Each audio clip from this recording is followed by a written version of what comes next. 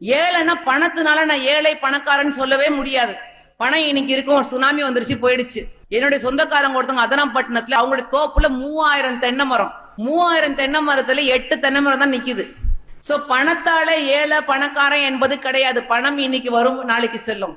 உங்களுக்கு அல்லாஹ் கொடுத்துக்கூடிய நியாமத் மிகப்பெரிய ஒரு செல்வம் என்ன தெரியுமா? நீங்க பார்க்க முடியுது, நீங்க கேட்க முடியுது, நீங்க பேச முடியுது, உங்க காலால நடந்து வர முடியுது, உங்க கையால உங்க வேலைகளை செய்ய முடியுது.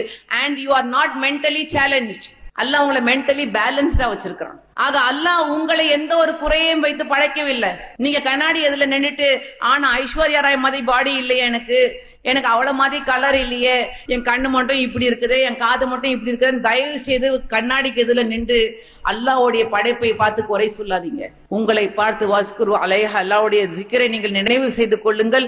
வஸ்குரு நியாமத்தல்லாஹி அலைக்கும், அல்லாஹ்வுடைய நியாமத்துக்களை நீங்கள் நினைவு செய்து கொள்ளுங்கள். அல்ஹம்துலில்லாஹ், என்னை குருடா படைக்கலையே அல்லாஹ். அல்ஹம்துலில்லாஹ், அல்லாஹ் என்னை செவிடா படைக்கலையே அல்லாஹ்.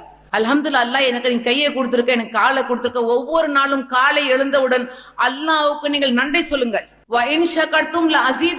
அல்லாஹ் சொல்லி காட்டுகின்றான், நீங்கள் நன்றி செலுத்துவீர்கள் என்றால் நான் அந்த நியாமத்தை அதிகப்படுத்துவேன் சொல்றான்.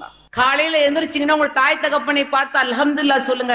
எத்தனை அகதி பிள்ளைகள் தங்களுடைய தாய் தகப்பனை இழந்து அனாதைகளாக வாழ்ந்துகிட்டு இருக்காங்க. எத்தனை பிள்ளைகள் தங்களுடைய சகோதரன் சகோதரிகளை இழந்திருக்கிறாங்க.